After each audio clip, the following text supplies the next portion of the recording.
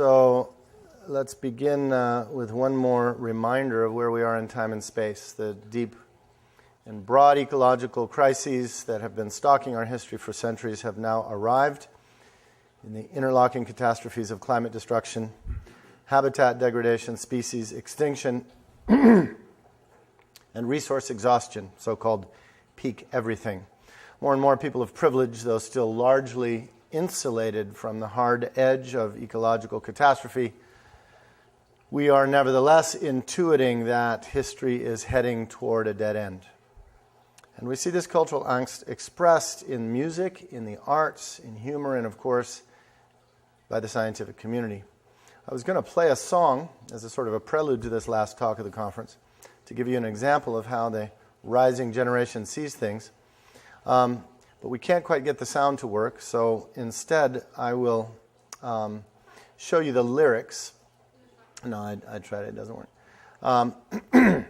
This is a band from Brisbane, Australia, and they're using a metaphor that has already come up multiple times in this conference. But notice how in this song, it's pretty dark, but not atypical of the widespread cultural expressions of despair that are out there. There is the sense that the storm is here and that we will not be able to stand against it. Pretty sure, says the band drawn from bees, it'll kill us all. Music helps us get in touch with our emotional bodies, with which we must come into touch if we are to remain human in the midst of this storm. The truth is, this all has come on us like a thief in the night, just as the Apostle Paul said it would. For the entire time that humans have dwelled on this planet, the big patterns of environmental change, no matter how dramatic, happened incrementally, day by day, month by month, year by century, always giving us enough time to adjust. We could rely on the taproot grace of Creator, gifting sun and rain on the just and the unjust alike. Despite occasional millennial fevers generated by the travails of empire, there was always another day, always another generation, always one more chance. But now it really does appear as if the window is closing, relentlessly pulled by machinery of our own making, with a momentum that cannot be reversed even if we could find the will to pull the right levers. And it's all of our own making. Anthropogenic climate catastrophe. From the Greek katastrophe, an overturning, a sudden end. A word first popularized in the English language to connote sudden disaster in 1748 at the dawn of the industrial age. So here we are. The end is near. Our culture is now awash with the very message that not too long ago was universally ridiculed. And as the apocalyptic tune by Drawn from Bees puts it, you build your house of cards, pretty sure it'll all fall down. Now, this historical moment is generating a spectrum of moods in our country and beyond, all of which tend to be reflected in our churches. On the conservative side of the cultural spectrum, there's plenty of narcissistic resignation to the way things are, even rather cynical. Drill, baby, drill is a hard nut to crack, especially as it has reified through the culture wars. But on the liberal side of the spectrum, things aren't that much better. There persists a determined optimism that we can solve all of our problems with a little bit more green technology and ingenuity and geoengineering. Or abandoning this planet for some stellar pioneering, like more colonization will solve our crisis. But these generally are not the moods that those of us in this room struggle with. Rather, we experience swings inside of us and around us that range from pessimistic brooding to slow burn despair and a whole lot of paralysis. We read books by secular analysts with the religious and apocalyptic titles like God's Last Offer and The Bridge at the End of the World. And the rising generation is still our best barometer. There is epidemic nihilism, substance abuse, and depression among our youth. And why not? There are also, of course, young people who are trying to face the music by asserting fierce hope, dancing in the teeth of disaster, as is the case of our sister Tevin East. Still time, by the way, to slip her a check before we all go home to support her amazing ministry. Tevin, just raise your hand. Let's give you a little love one more time.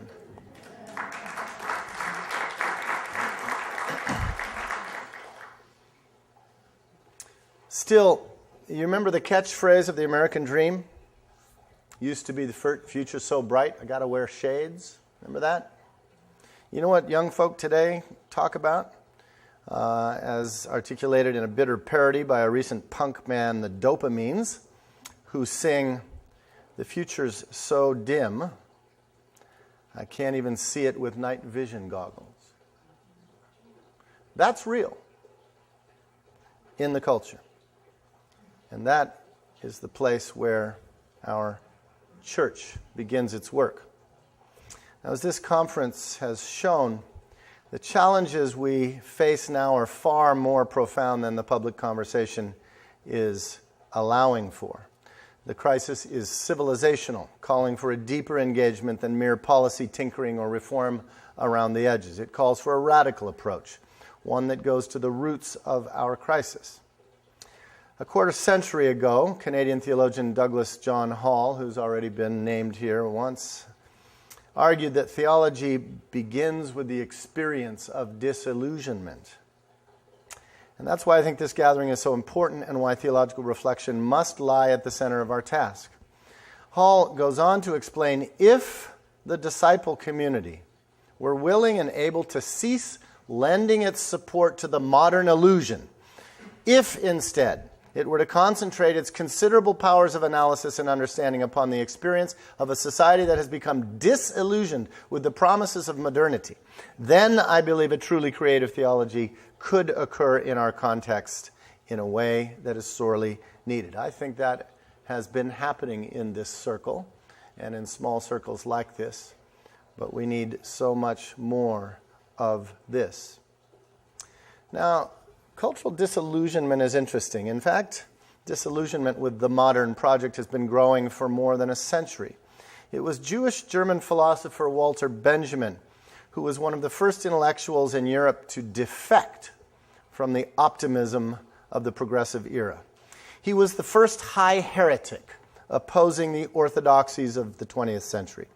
Writing on the eve of World War II, Benjamin rejected the ideology of progress, which trumpeted with virtually theological conviction that Western society was building paradise on earth through industrial technology, manifest destiny, capitalist management, and Western dominance.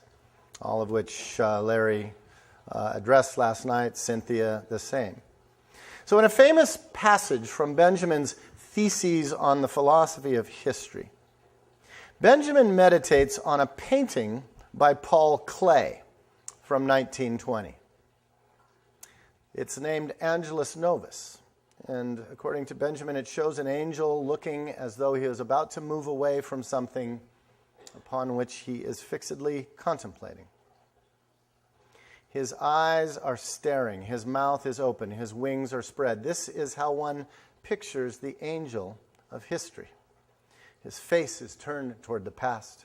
Where we perceive a chain of events, he sees one single catastrophe which keeps piling wreckage and hurling it in front of his feet. The angel would like to stay, awaken the dead, and make whole that which has been smashed. But a storm is blowing from paradise. It has got caught in his wings with such a violence that the angel can no longer close them. The storm irresistibly propels him into the future to which his back is turned. And here comes Benjamin's punchline. This storm, he says, is what we call progress. Now, the title of my talk this morning, which really serves as a kind of a benediction to our gathering, is taken from this poignant meditation. Benjamin here rejects the claims of the powerful narrative of progress. The future, he laments, will not be paradise, but a destructive storm which relentlessly draws us toward our own destruction. How prescient. It's as if he foresaw the ultimatum of climate cataclysm, that we, in our pursuit of a fantasy of material prosperity, have brought on ourselves and on the planet. The storm is here. The only question is whether and how we as followers of Jesus will stand against it. There is biblical resonance here. At the heart of the gospel is the image of a little boat in the middle of a storm. In our leaky, rickety ship, by the way, an ancient and continuing symbol of the Christian church, we have to figure out how to navigate the storm of the future blowing toward us.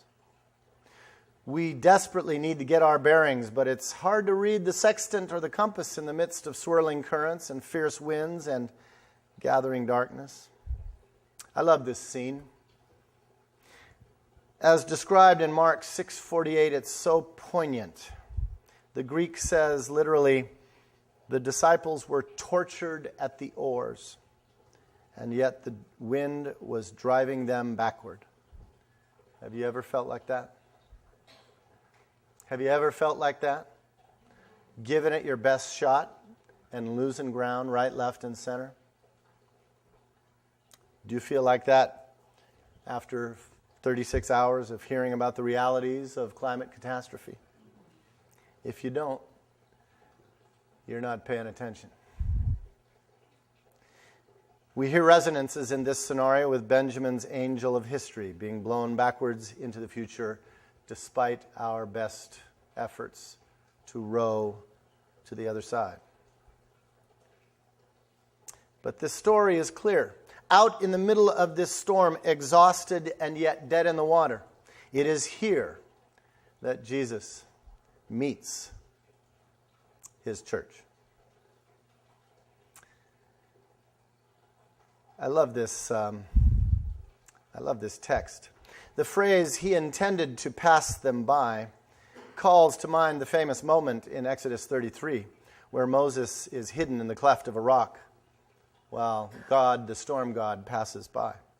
Mark is preparing us with this Exodus allusion because he is about to narrate a remarkable epiphany. But here's the kicker. The disciples don't recognize him. They are imprisoned by their terror. And friends, there is plenty to be terrified about in this storm. And the last thing we need is the ghosts of false hope. And yet Mark addresses our existential doubts and fears directly in the strongest possible language. The epiphany is this: Jesus is revealed as the great ego eimi, I am. The name, nothing less, of Yahweh in the Hebrew Bible, as narrated in Exodus 3. So, the first lesson of this story, contrary to what most of us imagine, is that the most reliable place to encounter the divine is not in the safe harbors of church and business as usual, but at the heart of this storm. If we dare get in the boat and struggle to cross to the other side, rather than staying with the comfortable or the conventional, the familiar and the secure, there God's accompaniment is assured, represented by Jesus' promise and command, do not be afraid. Such gospel revelation underlies Thomas Merton's famous dictum, offered under the foreboding shadow of an earlier apocalyptic crisis, the 1962 Cuban Missile Crisis. Some of you can remember that we wondered if the world was going to end then. Christian hope, said Merton, begins where every other hope stands frozen stiff before the face of the unspeakable. What an evangelical challenge to both the church and the culture in this hour. But whether or not Merton was right utterly depends on how we Christians choose today between denial or discipleship. Our faith and practice from now on will unfold either in light of or in spite of climate catastrophe. But the Gospel of Mark, so anchored as it is in realism about our condition, tells us that the stormy episode ends not with everyone living happily ever after, but with a deeper conundrum still. Once Jesus climbs back in the boat with them, his true identity revealed, the true character of the disciples is also unmasked. They are completely flummoxed. Why? Mark tells us because they have contracted what the Bible identifies as Pharaoh's disease, hardness of heart. They are still captive to the myths and seductions and distractions of empire, which points us to the second lesson of this story. If we are to continue this voyage of faith amidst this storm, we're going to have to face some stuff about ourselves, our culture, and our history. Leave it to a secular prophet like novelist Kurt Vonnegut. Vonnegut summed up the shape of Pharaoh's disease today, which has culminated in the end game of climate catastrophe. Shortly before his death, you might not be familiar with this text, he wrote a poignant poem entitled Requiem. And this is what it says. The crucified planet Earth, should it find a voice and a sense of irony, might now well say of our abuse of it, forgive them, Father, they know not what they do. The irony would be that we know exactly what we're doing. When the last living thing has died on account of us, how poetical it would be if Earth could say, in a voice floating up, perhaps from the floor of the Grand Canyon, it is finished. People did not like it here.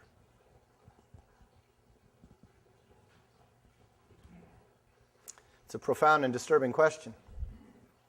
At the end of the day, are we ruining our planet because we don't like it here? Wendell Berry would resonate.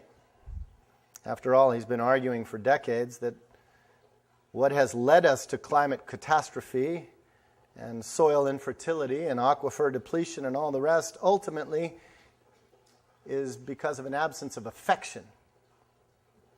So here at the close of this gathering, I want to suggest that affection is the issue. And affection is ultimately eroded by abstraction. And while we've reveled these last 36 hours in constructive and critical theological reflection of some of the very best kind available in North America by our sisters and brothers, I fear still, friends, that there is still too much abstraction in our bones. We in our churches still like to float just a few inches off the ground. We have a long, long history of that. So I want to advocate for a paradigm for faith and practice that is intrinsically and indivisibly concrete and contextual and grounded. Now, we had a great workshop yesterday on organic farming and vermiculture and humanure. We were talking shit out there. We were talking about how composting might be part of what can save us. And our workshop leader, one of my oldest friends, began, of course, talking from Wendell Berry. Wendell Berry has been the foremost Christian voice addressing the epidemic of alienation in North America for decades, pressing a diagnosis of pathological rootlessness that has brought us to this point.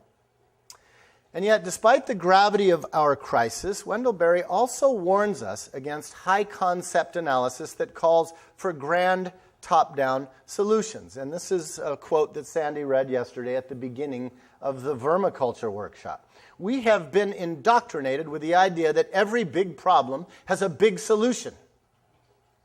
The idea that somebody could come up with a big solution to a big problem, however, is always dangerous. It always makes for trouble, and we're always surprised by the trouble they make. The big problems we have now are going to be solved, if they are ever solved, by hundreds of people accepting local responsibilities for small problems. Now, I accept that that's a little counterintuitive these days.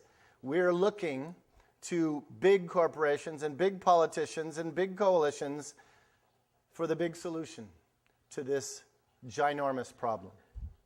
But what if the answer lies beneath our feet? In a controversial article Wendell Berry wrote a quarter century ago, he asserted that global thinking is often a euphemism for abstract anxiety or passion of the privileged that are useless in struggles to save real places. The question that must be addressed, he contended, is not how to care for the planet, but how to care for each of the planet's millions of human and natural neighborhoods, each of its millions of small pieces and parcels of land, each of which is in some precious way different and yet connected to all the others. But this isn't a localism that denies the wider crisis, because Berry recognizes no place on earth can be completely healthy until all places are. So I want to reflect in this closing meditation on why I think it's important to acknowledge that environmental theology, which has frankly made a real impact on our churches. That's why we're having this gathering. That's why we're talking. That's why we have fabulous groups like Interfaith Power and Light and the many denominational green advocacy groups, Green Faith, and so on. A lot is happening in our churches compared to 25 years ago. Let's consider that real deepening of our faith. And yet I fear that so much of our discourse around creation care is still too abstract, too generalized, too uncontextual. After all, our practices are not yet remotely the moral equivalent of the crisis we face. Vonnegut's lament about affection brings to mind something that Senegalese environmentalist Baba Dioum said way back in 1968. To paraphrase his argument, we won't save places we don't love. We can't love places we don't know. And we don't know places we haven't learned.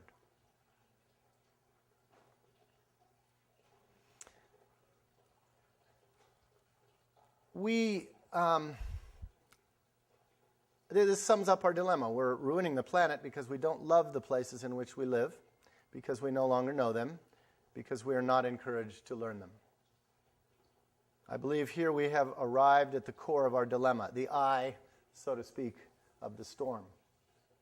So it is here that we must hunker down to turn our boat around and head to the other side of this end game. To put it differently, if we are to stand against the storm, we'd better have some place to stand.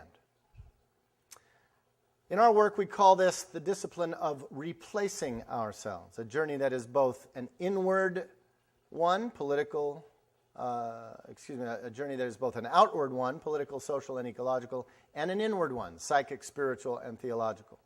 It cannot, by definition, happen abstractly. It can only happen if we stand our ground somewhere. Here I stand, Luther said famously half a millennium ago. I can do no other. The question is, friends, are we here yet? Only by covenanting with a specific piece of land can we rediscover incarnate faith as church. Only relationship with actual proximate biotic communities can we overturn our presumptive androcentric superiority, and only the long-term project of living sustainably somewhere can wean us off our entitlement and our addictive compulsive quest for infinitude. So, in our work, we're interested in opening up deeper conversations and consciousness about moving rapidly from endgame denial to what we're calling watershed discipleship. Here is what we mean. Watershed discipleship is an intentional triple entendre. It recognizes, firstly, that we are in a watershed historical moment of ecological crisis, which demands that environmental and social justice and sustainability be integral to everything else we do as Christians and citizen inhabitants of specific places. Secondly, it acknowledges, perhaps for the first time in our Christian history, that an incarnational following of Jesus is inescapably located in a watershed. No exceptions. All of our work as church is watershed placed, whether or not we are conscious of it. And thirdly, and perhaps most challenging, it implies that we need to become disciples of our watersheds, to learn them in order to know them, in order to love them, in order to save them.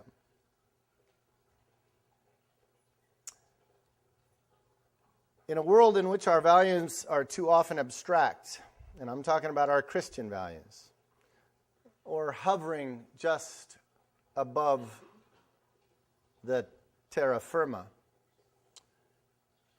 with the issues that we're facing being so overwhelming, I believe our churches need to embrace a paradigm that is contextual, constructive, and practical. So a brief word about each. To be irreducibly contextual is to begin where we are. In my mind, the key to really engaging our here I stand is to recognize that wherever each of us resides, city, suburb, or rural area, our lives are deeply intertwined within a bounded hydrologic system. Precipitation hits the ridges, flows into either our watershed or into a neighboring one, drained by a watercourse and its tributaries, though they may be buried under concrete. The area covered in the water's journey from its origination in the natural hydrological cycle to its end point in a particular body of water, such as a pond, lake, or ocean, is our watershed. And it is made up of a unique mix of habitats that influence each other, including forests, wetlands, fields, and meadows, rivers and lakes, farms and towns. Each of us lives in one, friends. No exception. That is our here. And it is here we must take our stand. Our watershed, says permaculturist Brock Dolman, goofy guy in the lily pond there, up in Northern California. It is our basin of relations. Watersheds, he argues, underlie all human endeavors and form the foundation for all future aspirations and survival. And then he cups his hand. He says, the idea is like one of a cradle or a lifeboat. Every watershed on this planet is now compromised and degraded. And every watershed can be healed. But first we need to learn it, to know it enough to save it. And then watershed by watershed, we just might be able to heal the planet and ourselves. How many of you can name the watershed in which you dwell? Right? less than a quarter of us. This is what I'm talking about. In my opinion, the best alternative to narcissistic denial or apocalyptic despair or pessimistic nihilism or privileged intellectual speculation on the end of the world is the constructive public discourse that has developed over the last decade by the growing transition movement.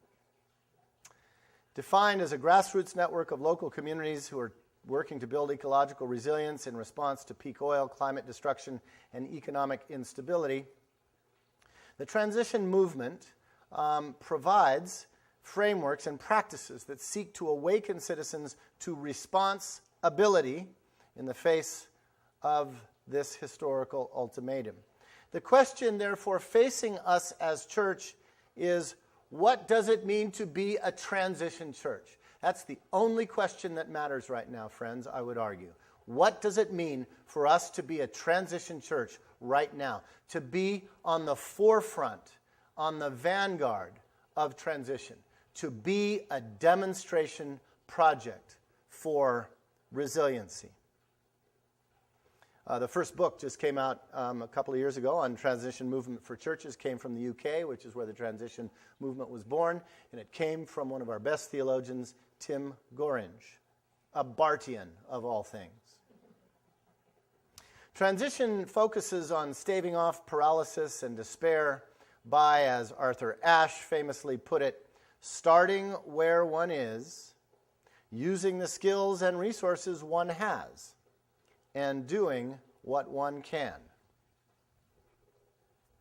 Why not start with our watershed? It's the ground on which we stand against the storm. This proposal for watershed discipleship is intrinsically practice-oriented, moving beyond idealist or overly theoretical distractions, which are still much too much part of the culture of church. It's about discerning, promoting, and facilitating real, alternative, sustainable lifeways, big and small, at the level of the household, the neighborhood, the city, and the region. Pictured here, as you know, is the well-known map of possible paths facing us under the ultimatum of climate catastrophe, famously plotted by permaculturist David Holmgren. And the only path that matters is the one of creative descent, or what he calls earth stewardship. That is the way of discipleship for us, to embrace creative energy descent. Does that mean struggling for this at a policy level, at the county and state and federal and international level? Absolutely. Does it mean promoting large global movements and huge marches in New York? Yes, it does. But we also don't have the luxury of waiting for the majority to get it. Our discipleship commences not somewhere, sometime. In the famous inaugural call of Jesus in Mark's Gospel, the kingdom of God is here and now.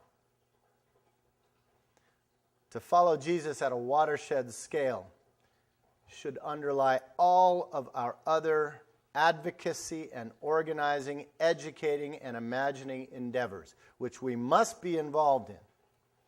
But without watershed discipleship, it won't be grounded, and it won't ultimately rise from affection. We're going to need some new tools for this work. I believe the bioregional paradigm can help us in our search for an approach that is intrinsically contextual, constructive, and practical. Kirkpatrick Sale's 1985 introduction to the concept defined bioregionalism this way. Bio is from the Greek word for forms of life, region from the Latin regere, territory to be ruled. Together they convey a life territory, a place defined by its life forms, its topography, and its biota, rather than by human dictates, a region governed by nature, not by legislature. And if the concept initially strikes us as strange, that may be perhaps only a measure of how distant we have become from the wisdom it conveys. We might add, theologically, that such a way of conceiving territory is much more fundamentally theological than the political abstractions of modernity. We have lost our way as creatures of God's biosphere, and only the map that is woven into creation will be able to lead us home. That's a confession of faith. Many bioregionalists, myself included, emphasize an even more specific locus for re-inhabitory literacy and engagement by focusing on that which is most basic to life and the theme of this conference, water. It was John Wesley Powell, the first non-native person to raft down the Colorado River in the 1860s with one arm. He was a Civil War veteran. He defined a watershed as that area of land, a bounded hydrologic system within which all living things are inextricably linked by their common water course, and where, as humans settle, simple logic demands that we become part of that community. This definition, by the way, is still used by the U.S. Geological Survey. This represents a straightforward but utterly revolutionary change of perspective from the paradigm of modernity. I'll try to illustrate this with a couple of visual examples. This is a map of the boundaries, political boundaries of Ventura County, just south of here where I live, overlaid onto the boundaries of the 5 watersheds in our area. The disconnect of the maps, 2 maps, is apparent. Political boundaries are often straight. No continental U.S. state is without one, while watershed boundaries never are. Straight lines are the first order of abstraction, my friends, alienating us from the topographical and hydrological realities that, in fact, sustain us. Watershed mapping is a practical tool for advancing our literacy in the real, because it is the real that is threatening to collapse, and our built artifice cannot and will not save us. Mapping is pattern literacy, as permaculturists talk about. How we map places shapes our imagination. In Western culture, our social and hence ecological worldviews have been profoundly shaped by two-dimensional political maps, from schoolhouse walls to fold-out guides for driving trips.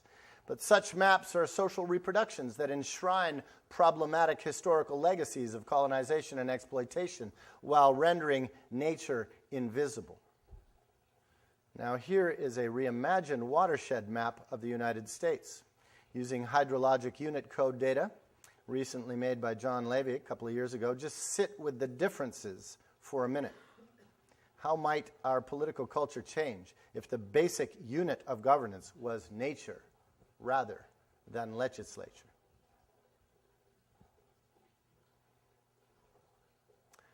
Here's another way to look at it.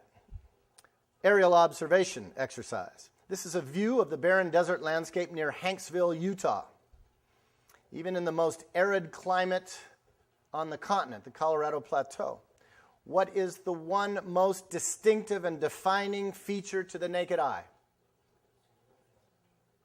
It's the way the water flows. That is the hallmark of creation that has not been re-engineered by humans. Here now, in contrast, an aerial view of nearby Las Vegas, typical of all modern urban sprawls. What's evident here is not where the water flows. You can barely tell where the water flows, but it's very evident where the automobile traffic flows. It's all artifice. And how we map the world determines what we see and what we value. These are the kind of deep shifts in transition language that we need to wrestle with. What does it mean to start thinking about economics bioregionally? Reimagining and rebuilding local economies is one aspect. All economics used to be local. All economics used to be local. Globalized capitalism has destroyed most of that. But a lot of folk are beginning to see the unsustainability of that. So Molly Scott Cato's recent book-length study signals that the new discipline of bioregional economics has arrived. Economists are beginning to do studies of particular watersheds. Ecological economist Paul Hawken has even suggested that an economy functions like a watershed. We see this sort of thinking embodied in the local food movement, which asks what can be harvested, produced, and consumed sustainably in a given bioregion. This logic should be extended to every aspect of economic life, from planning to resource extraction to waste management. It is in the long-term self-interest of watershed residents to move toward zero-waste strategies, to adopt regenerative perspectives in planning, to develop indigenous or naturalized economic assets sustainably, and to wean ourselves off the exotic and the outsourced, not only natural resources, but labor and capital as well. That is the task before us. But we don't have to invent it. Everybody used to live this way. It's only what has been destroyed by global colonization and capitalism. We have to relearn some old ways in some new ways. It also involves radically new views of politics. Montana politician Daniel Kemmis, an important progenitor of contemporary bioregionalism, argued in Community and the Politics of Place that place-centered social planning has the capacity to transform public life, a re-inhabitory politics, he calls it, which arises from the efforts of unlike people to live well in specific places together. What Wendell Berry calls neighborliness. Not living next to the people we like, but living next to the people we live next to. As with economics, our political culture would be healthier if it mirrored the hetarchy of nature, privileging local self-determination and bioregional confederation over the sovereignty of a distant state bureaucracy. Kirkpatrick Sale argues that human history is characterized by a desire for independence and local autonomy rather than agglomeration and super-concentration. Because watershed citizens share the same configurations of life, the same social and economic constraints, the same environmental problems and opportunities, there is every reason to expect that contact and cooperation might grow up around them if our political energy was directed toward that. And NIMBYism, you all know that term, or provincial consciousness, is constrained by the fact that the ecological and social health of my watershed is connected to that of every other watershed. Or as Wendell Berry famously rewrites the Golden Rule, do to those downstream as you would have those upstream do to you.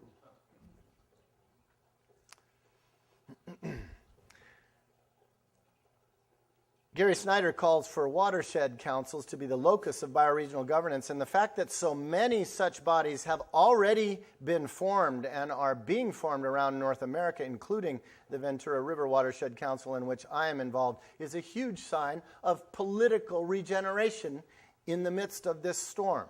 Some of these councils are advisory, some are adjudicatory, but all reflect new practices of citizenship that are already being built in the shell of an unsustainable political system. So why wouldn't our churches begin to shift our theological loyalties to an indivisibly creation-centered political paradigm rather than one created and maintained by the military and ideological interests of the state? We've been riding this Constantinian bus for more than 1,500 years. It's time to get off. Hello? Sorry, I thought we'd lost power there for a minute. Art is obviously an important way to rehabilitate our imaginations, as you saw through Tevin's work yesterday. This is a picture of a steel and living wall art piece.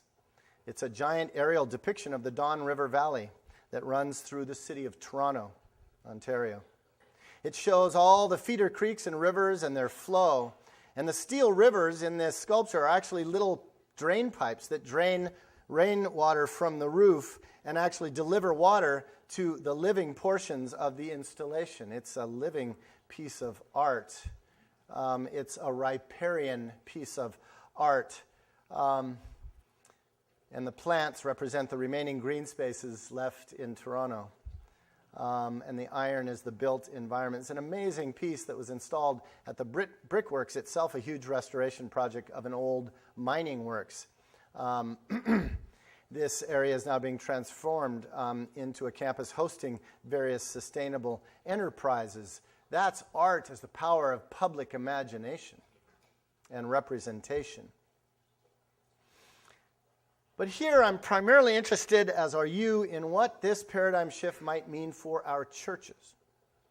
Now, bioregional thought and practice has spread widely and matured deeply over the last quarter century, and yet has been almost entirely ignored by Christian theology and ethics until very recently. I'm convinced, however, that the watershed paradigm not only holds the key to our survival as a species, it also just might inspire the next great renewal of the church. And memo to Lutherans, the clock is ticking, your 500 years is just about up. We need some serious renewal up in here. A renewal in light of and not in spite of the looming ecological endgame. It fits our need for a radically contextual understanding of creation care, grounded in spiritual disciplines of replacement and constructive practices of transition. What would it mean for we Christians to center our identity in the topography of creation rather than the political geography of dominant cultural ideation? Grounding our discipleship practices in the watersheds in which we reside, within which everything must be engaged in terms of environmental resiliency and social justice. In other words, what might geoecclesiology look like? You heard it first here. Geoecclesiology.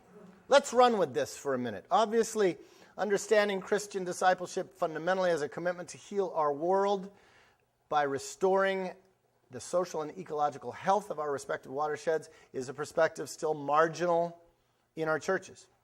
And yet I believe ecclesial communities of place can make an enormous contribution to the wider historic struggle to reverse our ecological catastrophe. And in the process, we might just recover the soul of our faith tradition. Church cannot possibly be boring anymore. We Christians are deeply culpable in the present crisis, yes, but we also have ancient resources for the deep shifts needed. So we're experimenting and organizing a North American Watershed Discipleship Alliance to build capacity through education, advocacy, and training. You see the website here and the Facebook group page, which keeps getting more and more traffic. It seems to be resonating around the country. This collaborative is focusing on nurturing and resourcing three key aspects of a watershed ecclesiology. Obviously, one important area for development is ecological theology and hermeneutics for reading Scripture. A lot of that has been represented in this conference because we have some of the best people in our churches doing that work here. But we need more than churchly theoretics. We also need, as has been mentioned several times, we need replaced liturgy and spirituality. We need to have a symbolism of place, not heavenly symbols that never touch down. Remember that dove? It came down into a river to start the revolution. And perhaps most importantly, we need churchly practices. And that's what I want to talk about for the remaining couple of minutes.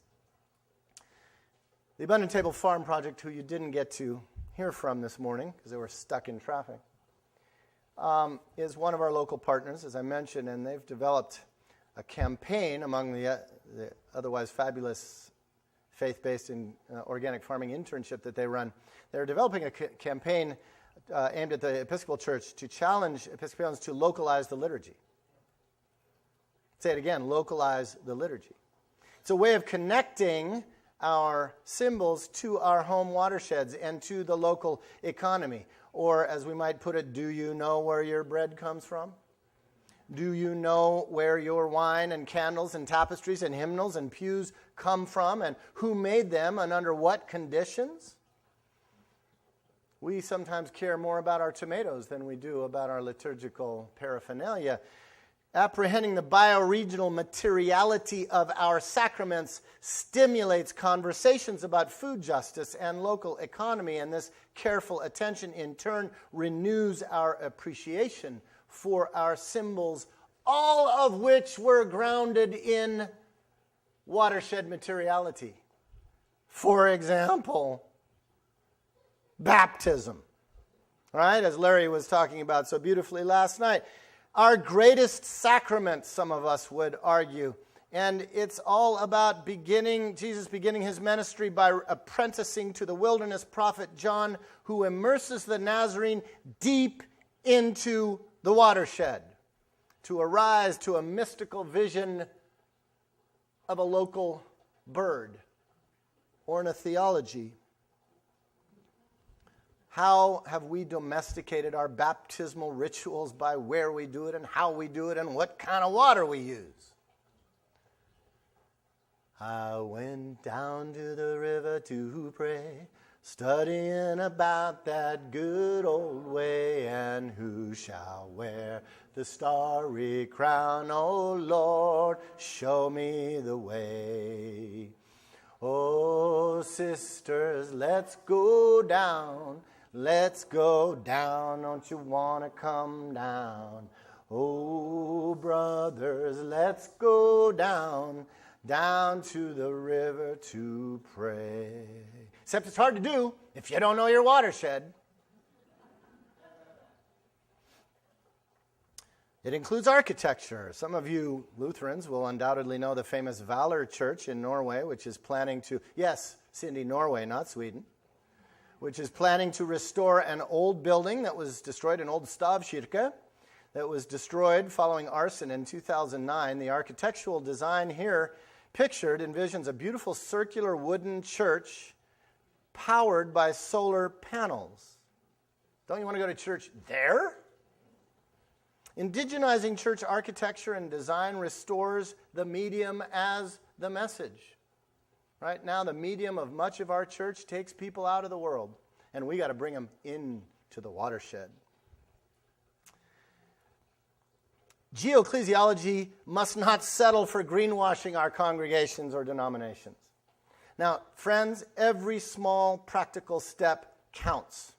And so many of the people in this room are just working hard trying to get those steps in place. But those practical little steps only count insofar as they lead to the next step, and the next step, and the next step. Discipleship is a journey. Meaning that the challenge is to go ever deeper. Is your congregation recycling? Get on ya, mate. What's the next step? Carpooling organized for getting to church? Super. Next steps. The church kitchen can become a venue throughout the week for reskilling around cooking with local foods or fermenting and canning and preserving, in which our underdeployed congregational elders teach young adults who often don't want to come to church but would come to a canning workshop the older arts of home economics. The fellowship hall can host meetings for local organizing, community organizing efforts to improve the ecological and social health of the watershed. Already replaced the church parking lot with a community garden? Super. What's the next step? Congregational artists can imagine ways to bring watershed iconography into the worship space. Avid hikers mobilize to get church folk out into the watershed. Potluck meals become time to discuss household Sabbath economics, covenanting around difficult issues like money and ecological footprints made more possible because food is always friendly. The midweek Bible study might explore agrarian theology, while mission trips investigate local social disparities. Take the kids back into the backcountry, pick up micro trash, or visit another watershed. The young adult group might venture a road trip to protest Keystone or a local fracking site and get busted. Should we not be training the next generation for a difficult future that will be marked by resource wars and the needs of climate refugees and increasing calls for natural and social disaster relief? Or shall we just carry on with the pizza party?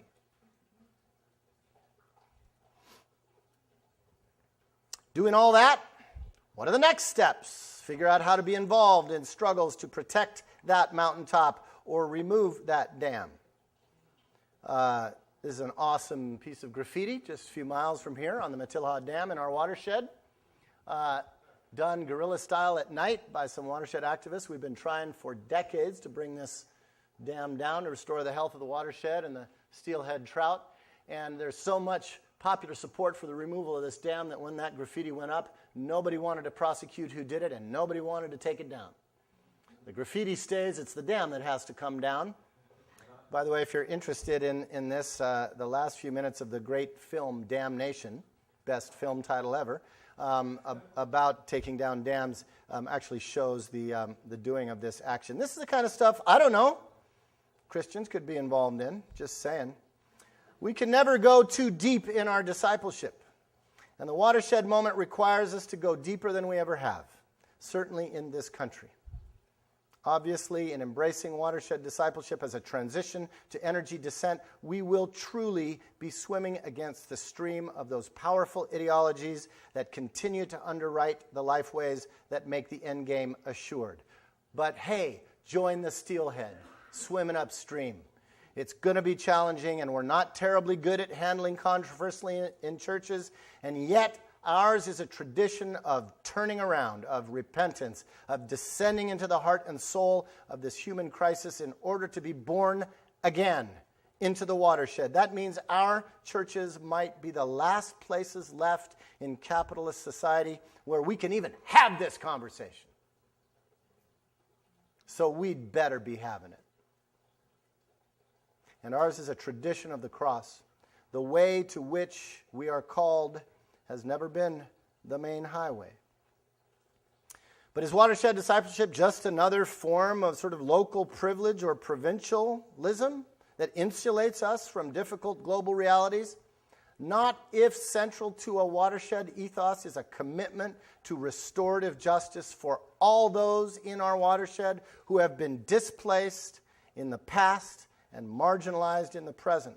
The land itself is a historic subject whose story must be learned, and the social health of the place must be assessed from the perspective of both land and people who have experienced degradation, endangered species and the urban and rural poor, poisoned agricultural fields and farm workers, paved over strip malls and low-wage workers, threatened riparian habitat and homeless folk, compromised waterways and water shutoffs aimed at the poor. Hello, Detroit. In particular, we need to learn, love, and heal the legacy of indigenous peoples on whose lands we are still guests, whether these folk be disappeared, displaced, or inconveniently still present. Indeed, the full restoration of any watershed on Turtle Island must include the demanding process of truth and reconciliation about which Canada's current experiment concerning Indian residential schools' legacy has much to teach us. Much to teach us. I would suggest that one reason why we do poorly at solidarity with folk far away experiencing injustice is that we have never really faced the legacy of colonization right in our own watersheds. And you better believe every single watershed in Turtle Island bears the marks of this Holocaust. Though many indigenous lifeways were casualties of the long history of conquest, our collective survival ironically depends upon rediscovering how Native people lived sustainably in watersheds long before we immigrants arrived. How are our churches making a point to build and mend relations with First Nations in our diocese or synod or presbytery or local watershed? Same restorative justice commitments should extend to non-human inhabitants of the watershed as well. Might not the mystical Christ also say, "I was a threatened steelhead trout and you built fish ladders for me"? Watershed discipleship isn't turning away from social justice issues, it's only rendering them less abstract. We're talking about what's happening here. Who are the actual marginalized populations in our bioregion? For us in Ventura County, for example, it includes the farm worker community. And a great demonstration project is the Community Roots Garden, a ministry of the North Oxnard United Methodist Church.